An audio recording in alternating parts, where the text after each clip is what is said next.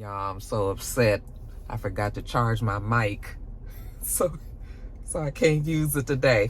I had it in top of the blogs, and yeah, it did distort the sound a little bit, but I think it's because I'm so used to talking loud in this car, so I'm gonna have to tone it on down. But we gonna get it together, y'all. The mic is not gone. Hey, what's up, Roxstars? It's Rox coming to you today with a review for Reasonable Doubt, Season 2, Episode 10, which is also the season finale. You guys, I'm in the front seat today because it's cold as fuck. Child, this thing say 45 degrees outside, and I needed to sit in the heated seat. Child, it is good and cold today, so which I love. Listen, I'm here for the cold. I'm over the heat. So with no more further ado, the review. Let's get to it, shall we? I say I'm gonna take some time off, y'all. All the cashiers, they was like, somebody stole her truck. It was like you could hear it all throughout the store. This Rox coming to you today with a review for Love and Marriage Detroit, Love and Marriage Huntsville, our book 4, Real Housewives of Atlanta. Let's get to it, shall we?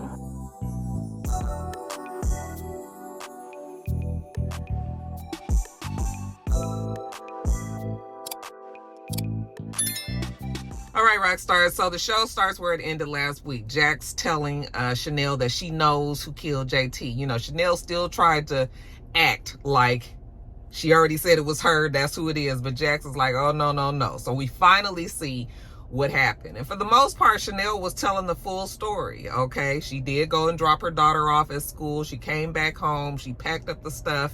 She was trying to get up out of there, and then JT came home. And he was just like, what are you doing? You know, and so she tells him, you know, she's leaving. It ain't working. You don't like me. I don't like you. Let's just, you know, call it what it is. Of course, he did not want her to go. Now he's confronting her like, you know how many women would like to be in your shoes? Yeah, I'm sure she does know. Okay, you already tested it out. So next thing you know, they're arguing. And she's trying to walk away from him. And he's like, fine, you can leave, but everything in this house is mine. Okay, you can't take shit with you. And she was like, that's fine, you can keep everything, but I'm taking the kids with me. Well, why she say that, y'all? Because now we fighting. They struggle around, fall on the ground. He's on top of her. He's choking her out just like she said. And then next thing you know, we see somebody coming up from behind, but we don't see the person yet. Okay, we still just see the reaction of JT getting hit, him falling off of Chanel, and Chanel looking, and then the camera does finally pan around and we see that it is the oldest daughter. Okay, so let me just go and say, first of all, we had already figured out that it was the oldest daughter. Okay, secondly, I did not realize that oldest daughter was in college because she does not look like she's a college child. Okay, why do they have her so closely? Like every time you see the oldest daughter with the youngest daughter, like they look like they playing. Like not big sister, like, okay, I'm gonna, you know, look over my very young sister or anything, but they look like they are like, I thought that girl was like 14, 15 years old. That child in college. So whoever told me that at the very beginning of the season, and I was like, they ain't got no child in college. I stand corrected. You were very much right, okay? I was just like, this child is in college? Anyway, back to the story, y'all. So we see it's the daughter. And I was like, I knew it. Immediately after the daughter does it, she starts panicking like, oh my God, what did I just do? You know, that was my dad, but she had to help Chanel because he was about to kill Chanel. You know, what do I do? What do I do? What do I do? So Chanel was like, listen, calm down. It's okay. Okay? I need you to just go on and go back to school. Go back to the dorms, take them clothes off because it was blood splattered all on the wall, splattered all on the girls' clothes and everything. Take everything off, get dressed, go back to school. You were never here, okay? Say it with me. You were never here. I was never here. Okay, good, go. The daughter runs back upstairs. Chanel is standing there and she's just looking like, what the fuck? And then you look over at JT and he's not dead, just like we saw in the beginning of the season. He's not dead yet, although he probably was gonna die, y'all, because anybody that's bleeding out of some orifice up here, ear, nose, mouth, yeah, that's usually a sign that he's internally bleeding. He's gonna die. So but she didn't make any move to help him. You know, she did pick up the weapon. So now her fingerprints are on the weapon, but she's just staring at him and he's please call somebody, I'm sorry. And she was just like, yeah, I'm sorry too, JT. Okay, see you when I see you. And that's when Chanel has the breakdown. Okay, after the daughter is gone, Chanel goes upstairs. I guess she's trying to figure out what exactly she's going to do. She takes the clothes that the daughter had on and she puts them in the washing machine, but then she thinks better of it. Her and the daughter are about the same size. Okay, you know what? She gonna put the clothes on. She gonna take the rap. All right, so that's what she does. She puts the clothes on and then she finally goes, and that's when she calls Jax and tells her that she killed JT. So now we see Jax telling the team how she figured it out, and they all are just like, really? Wow, what a convoluted story. So now they gotta tell Lucy, and they have all the evidence that Natasha did it. At least in this case, you can say that Chanel did not do it. Okay, so I guess that that's what they were trying to get Lucy to do, and Lucy was like, listen, the man dead, somebody killed him. Chanel said that she was the one that did it, and that's what we sticking with. We ain't changing nothing. I'm sorry. Okay, that's the bed she chose to be in, so she gonna have to lay in that one. So even though they try to argue, Lucy to try to drop the case or whatever, Lucy's not doing it, because next thing we know, we see the closing arguments. And Lucy is sticking to the story as well. Chanel planned it, lied in wait for JT, provoked a fight with him, killed him, waited 2.5 hours before she called the police. Well, we know why she waited 2.5 hours, because she was trying to set up the crime scene around there. The lady sat there and watched her husband bleed out, so you have no choice but to find her guilty of first-degree murder. That's Lucy's stance. Corey gets up there and he does his closing arguments. He says that JT said, I should have did this a long time ago. All right. Those are kind of some of the last famous words of JT. Corey said that they did prove in court that they've been in an abusive relationship and that JT has always been abusive. And then when she chose to end this relationship, she ended up choosing herself instead of JT, because it was either going to be JT was going to be dead or she was going to be dead. So which one did you think it was going to be? But she did not plan this. She did not enjoy this. Please do not punish another abused woman, for being silent. Find her not guilty on all counts, because they're charging her for first-degree murder, and then they also are charging her for voluntary manslaughter. All right, so he closes his argument.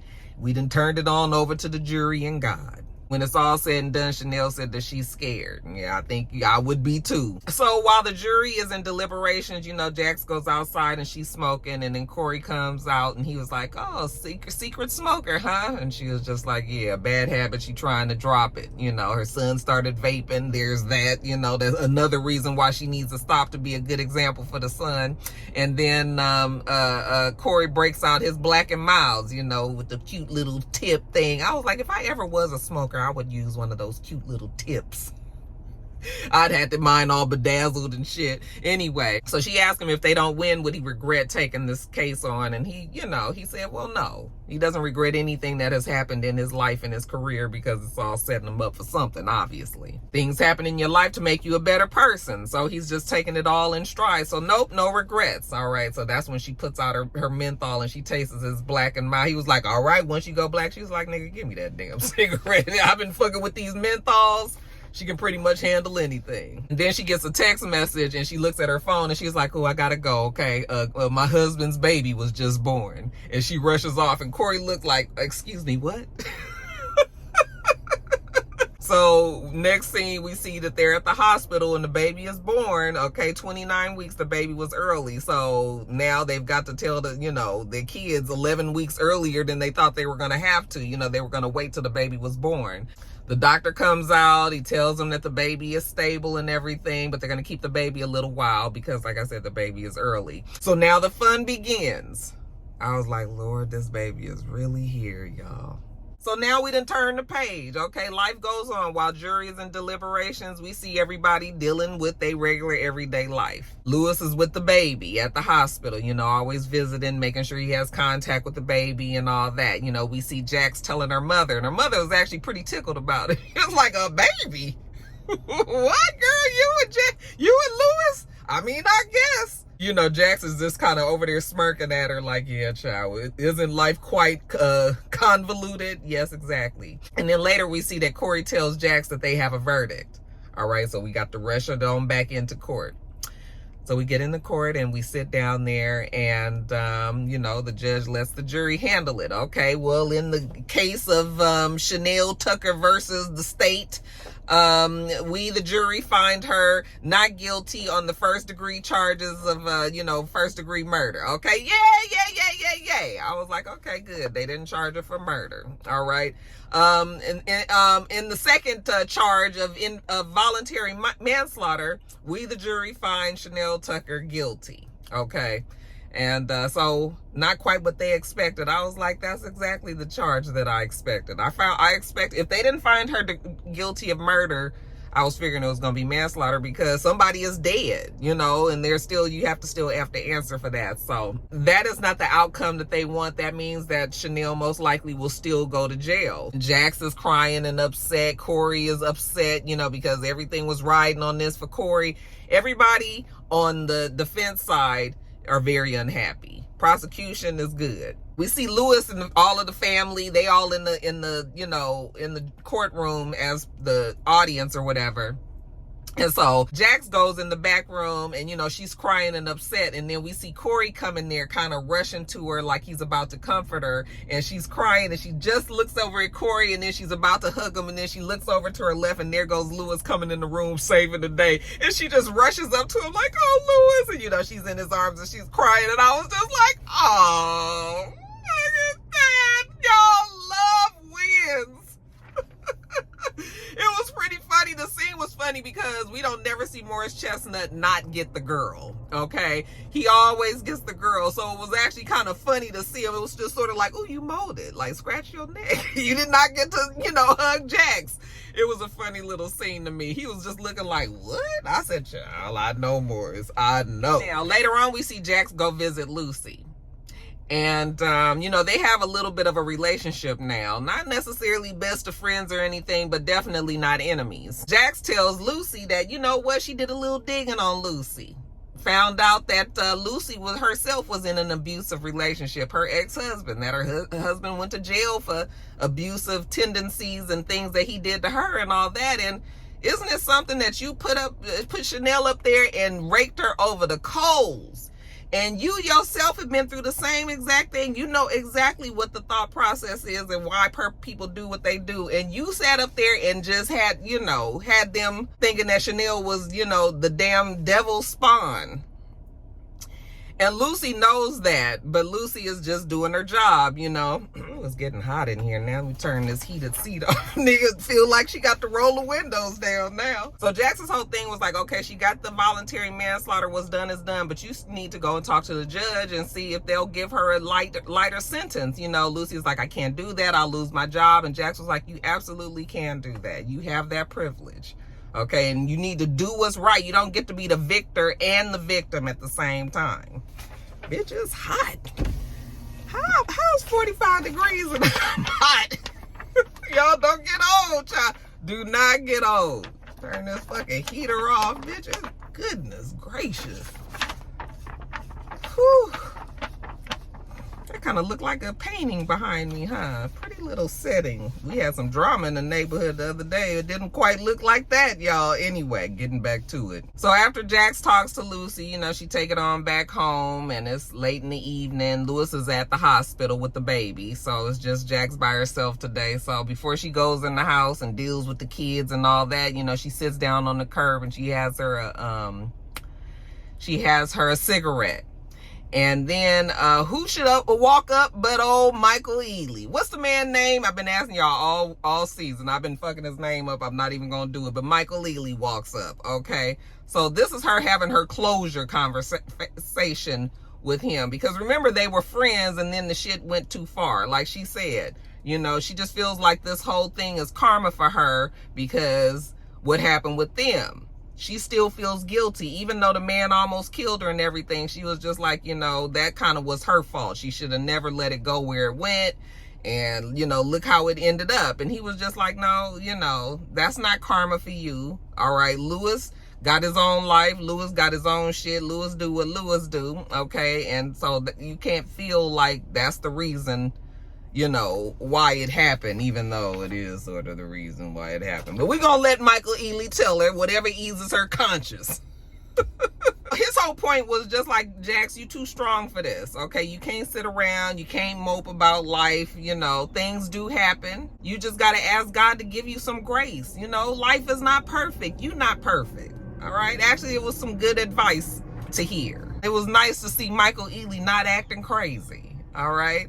He even looked better when he not acting crazy. I say a little fluffier, you know, didn't look all crazy in the face. So his final advice was just like, use this circumstance to make yourself better, okay? And you good. You don't need me anymore, all right? And he walks off. I was just like, oh, well, that was a nice conversation for her to have. Poor Jax. She is going through a lot. She gets up, throws her cigarettes in the trash. I was just like, oh, is this also her giving up smoking? Well, good for her. So next day, Jax goes to the hospital and she sees Tony, you know, she's just telling Tony, listen, I know it's a lot going on. I know we ain't been the best of friends throughout this whole thing, but I just want you to know that I am definitely here to help out. You know, I'm going to be here for the baby, for you. You know, we this new nucleus family here. And Tony appreciates that, asked her would she like to come see the baby, you know, and Jax was just like, oh, me?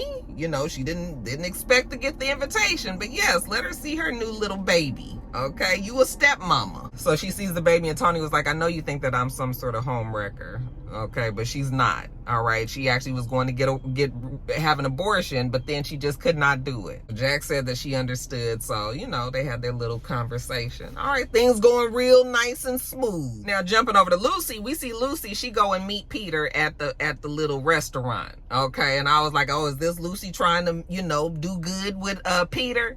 So he come on in and he was just like, hey, Lucy, you know, good to see you. I'm glad, you know, you invited me out. And she was like, here's what's going to happen.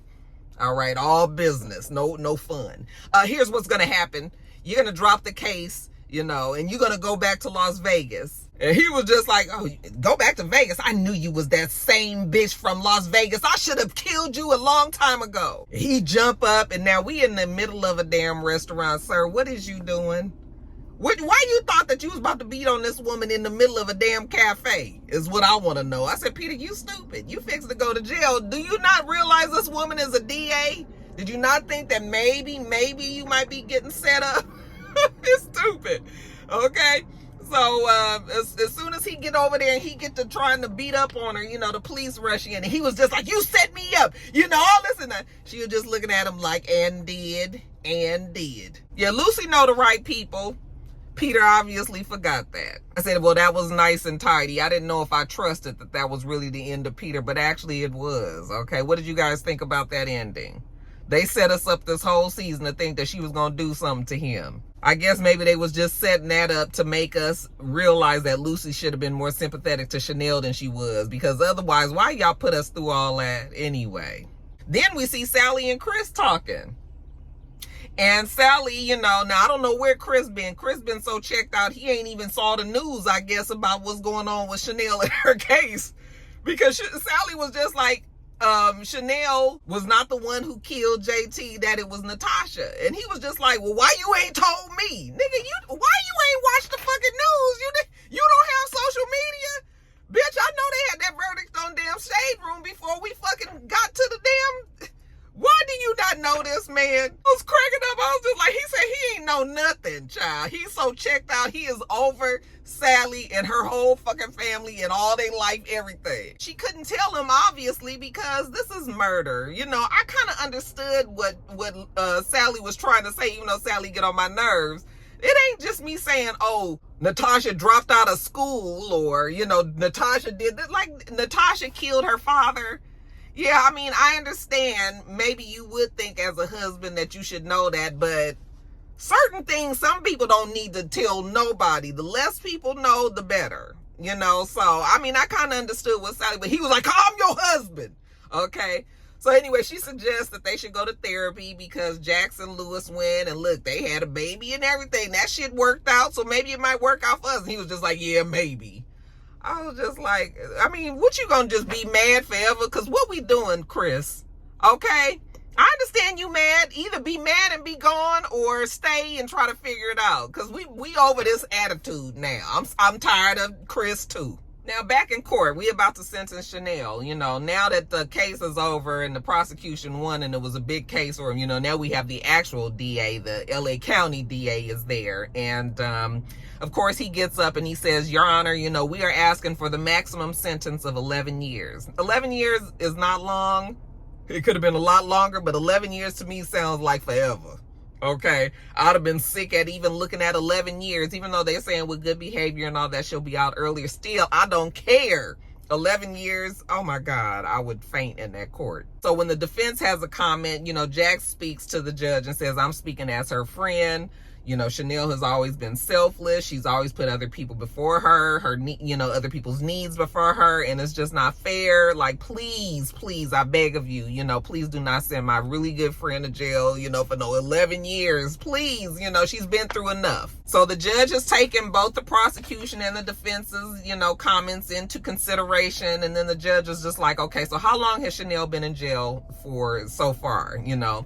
And they say, oh, roughly 100 days. All right. And so the judge was basically like, okay, 100 days is long enough. Okay, she didn't been through enough, child. We ain't putting this lady in jail. We're going to give her 5 years probation, you know, community service, this, that, and the other. She got to do this. Basically, the lady ain't got to go to jail. She's free to go, get out them damn prison clothes, put her some good clothes on and go home. Okay. So everybody is excited. Everybody is happy. Everybody, except for that damn Mavis and her eyebrows over there. You know, she looking real disgusted and all. But even Lucy, all right, Lucy, she kind of has a little smile on her face, but she's trying not to look like she's happy because she's the prosecution, of course. But we know that Lucy must have helped Chanel out and did go on and talk to the judge. Chanel thanks Corey and tells her no man has ever fought for her this hard, you know, and that made Corey feel good. You know, Corey sitting at that desk like, yes. So we see Chanel get out. You know, her girls all come and pick her up. You know, she come out through the gate and whatnots, and they celebrating out there. The group is all back together, and then Adrian pulls up in his Jeep. Stock. Oh, how you a football player with a stock Jeep? You ain't had no big tires on there. They look at me, a Jeep snob. Anyway, you know, he pulls up in the middle of them celebrating. So she was just like, y'all, 1 minute, you know, my man here. You know, when your man showed up at the club and you didn't expect him, and then they come, you be like telling your girls, like, girl, there go my man, I'll be back. So she gets up. So she walks to the car. And she gets in, and, you know, he's so happy she's out of jail. He was like, listen, I know I asked you to marry me. You didn't give me no answer. You know, I am just here telling you I still want to marry you, girl. You still the love of my life. And Chanel was just like, listen, slow your roll, young man.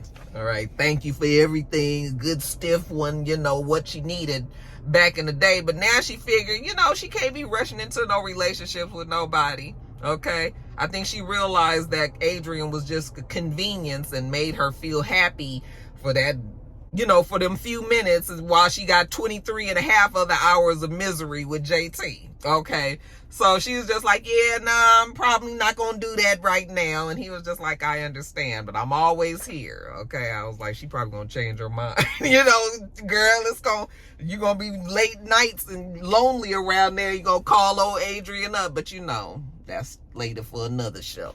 So everything has worked out for Chanel. The girls are back together. You know, I was happy for them all. It reminded me of the Waiting to Exhale at the end when Angela Bassett and Loretta Devine and Whitney and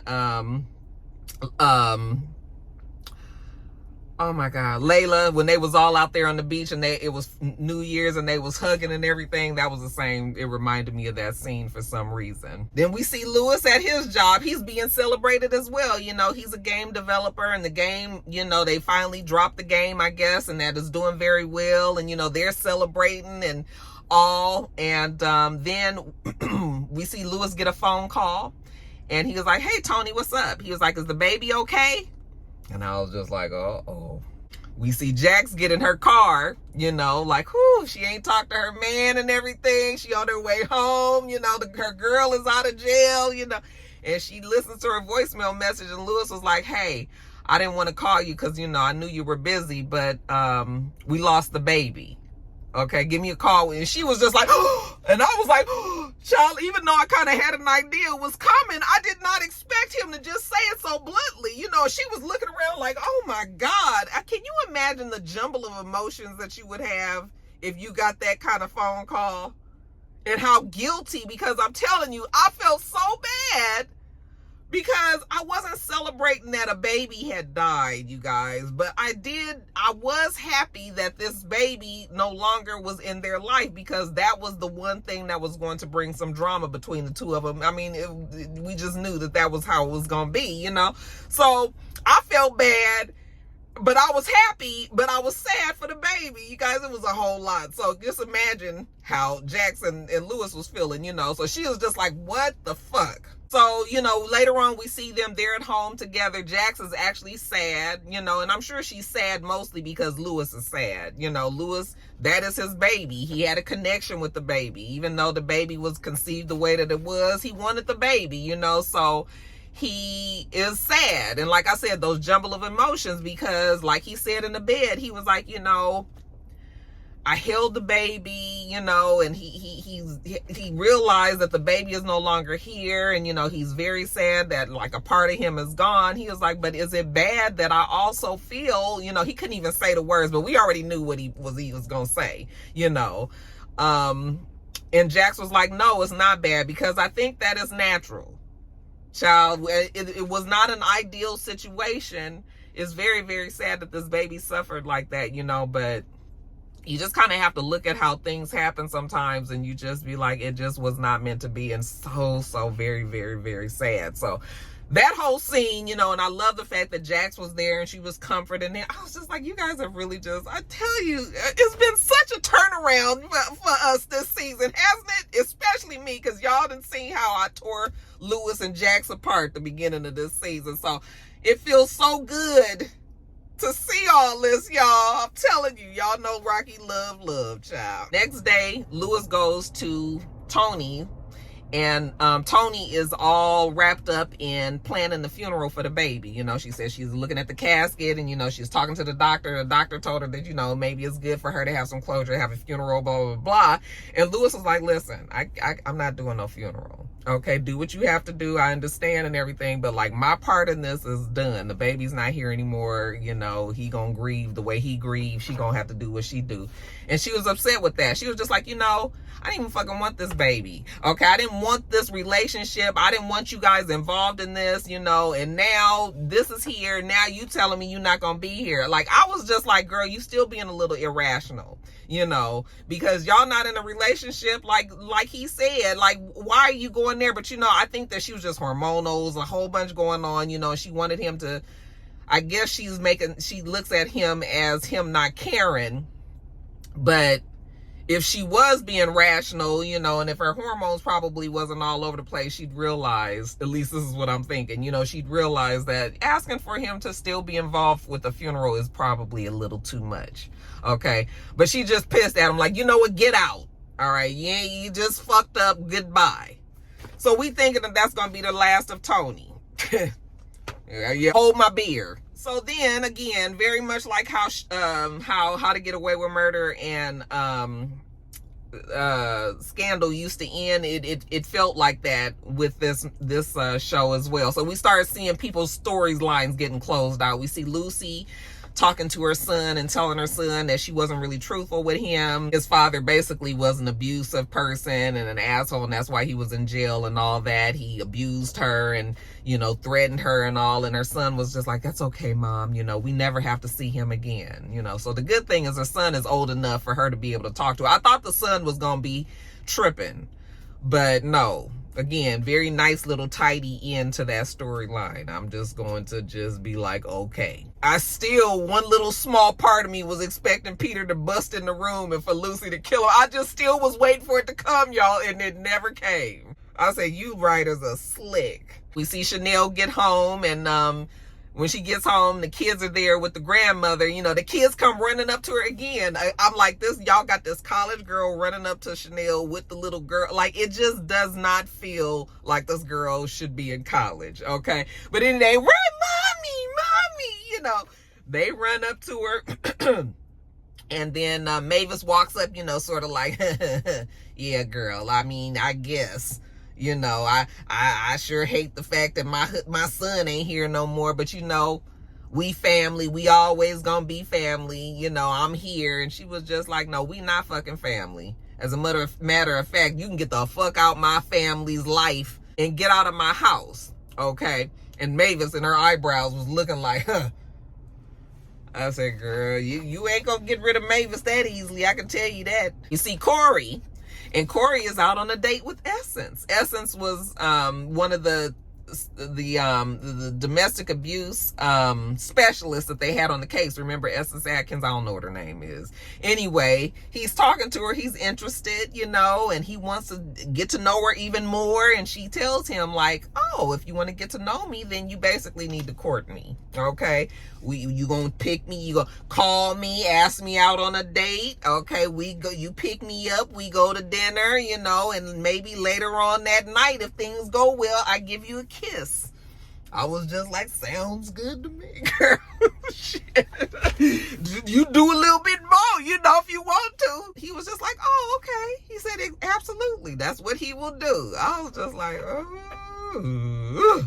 But wasn't you guys sad when we saw Corey pack his stuff up and leave the law office? I was just like, oh man, I was really hoping that Morris Chestnut was going to be a regular on the show, but he was only on there for this season. Somebody told me, my friend Rashawn told me that that Morris Chestnut has a new show that's going to be on CBS. I was like, ooh, CBS is a station I do not watch, so that's probably a show that I won't watch either. But good for him. But dang, y'all, he off a reasonable doubt. I mean, that is if they bring the show back. I'm sure hoping that they do. We see Spencer. Spencer is at school and he's having his first performance. Okay, remember he goes to the school for the arts now, so he has his performance and he up there rapping and dancing and doing his 1-2. And the family is all in the audience. Lucy and Jax. I'm sorry, Lewis and Jax, but Lucy is there too, because remember Lucy's son goes there as well. So everybody did their performances and they all enjoyed it and smiled. After the show, Jax sees Lucy over on the side. So she walks up to her and she tells her like, thank you. And Lucy was like, thank you. Thanking me for what? Thank you for helping Chanel. I said, I didn't do anything. She was like, I know you did. I know you talked to the judge and I'm just telling you thank you. Lucy, she doesn't confirm it, but we all know what she did. So thank you. Also while they're there, some A&R rep just happened to be at the damn show and was interested in Spencer. She wants to talk to Spencer, have them coming down to the office and talk to him. Oh man, I said, off that performance? Who the fuck y'all about to have? Actually, the boy wasn't too bad, y'all. He definitely is a better performer than the actor, child. Anyway, we also see Lewis have a conversation with the daughter because, throughout the season, we've been seeing that daughter going through some changes and kind of feeling away about a lot of things. And I just feel like she was getting disconnected from the family. So she told Lewis that she feels like, they don't care about her, that she's this, that, and the other. She don't, they don't be as involved in her life as even with Spencer and all. And Lewis was just like, oh, no, again, when your kids check you and you think you doing shit right and then your kids tell you what you ain't doing, you kind of feel bad, He was like, oh no, you're my baby girl, my this, my that. And she was just like, just because I don't call you daddy anymore don't mean that you're not my dad, so he was like, no, we love you very much. And so we closed that storyline out too. Okay, so the girl is okay again. We see Corey go and tell Isabella that she is free. Now this part I didn't understand, because why was she freed? What did that have to do with the case that he was doing? I don't know how I missed that somehow, but I missed it. So maybe somebody can explain that to me. But Isabella is free, and they was touching each other through the glass, and she can go on and live the rest of her life. Then we see Corey taking Essence out. You kind of looking like the start of something new there. We see Jax saying goodbye to Michael Ealy, shredding up that case that the case file that she was keeping at the house. We see Candy. All right, what was her name? Ebony. We see Ebony apologizing to her daughter Natasha, you know, for not being around and all that. We see Sally and Chris at therapy. I was like, girl, your man might be back. Then lastly, you guys, we see Jax and the family, you know, look like it might be a Sunday afternoon. Everybody just kind of sitting around having a good time. They playing Uno at the table. Okay, the whole family. And then there's a knock at the door. Lewis gets up and walks to the door. And the lady was like, are you Lewis, whatever? And he was like, yes. And she was like, you've been served. And she hands him the papers. And I was like, served? You know? So he opens it up and he's looking like, what? You know? And then Jax comes like, hey, babe, like, what's going on? Who is that? And he was just like, I've been served. And she was like, served? And she's reading the paperwork and she was served. She's suing us for the death of Jaden. And they just both looking like, what? And I was just like, how is she suing them for that? I guess she's going to say that they had stressed her out so bad, you know, or that Lewis had stressed her out so bad or something. I don't know. But of course, the ending line, just like last year, was fuck. And then the show was over. You guys, I do not want that to be the main story for next season. I really honestly don't. Okay, because I hope that doesn't carry out throughout the whole rest of that's going to be all of season 3 is them dealing with this woman. You know, it's just sort of like, that's what y'all basing it on. Has so many other storylines that could have went. I guess they trying to stop the whole domestic abuse storyline. They did that for 2 seasons. That's enough. Okay. Now they doing something else. I mean, it wasn't domestic abuse the first season, but you know, their relationship was going through, I don't know, child. I just was like, I don't want that to be it, but I mean, I guess that's what they gonna base it on, and then, you know, probably bring some other stuff in too, but I thought we was done with Tony. Like, I don't want to deal with Tony no more. The baby is gone, unfortunately, so it's like, why we still got the fool with Tony? So there's that. But yeah, excellent season, you guys. Really good show. I hope the show definitely comes back. They deserve it. The acting is, you know, as the season went on, got better and better.